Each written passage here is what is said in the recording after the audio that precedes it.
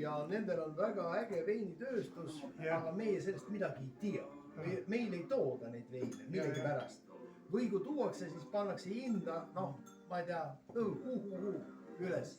Aga tegelikult seal on koha peal osta, ma ostsin tookord, kui ma viimati käisin, siis ostsin mitukümmend eri pudelit sõpradele kingiks ja kõik imestasid ja ütlesid, et kuidas see võimalik on, et noh, me midagi ei tea sellest niisugusest veinitööstust, aga neil on jah, ilus ja äge see asi, aga toovad ainult Tšehhi õlut.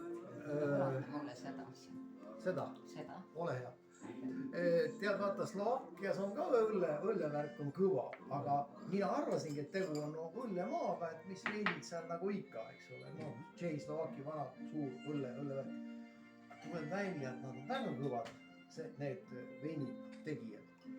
Ja muidugi veel see asi, et kihvt on see, et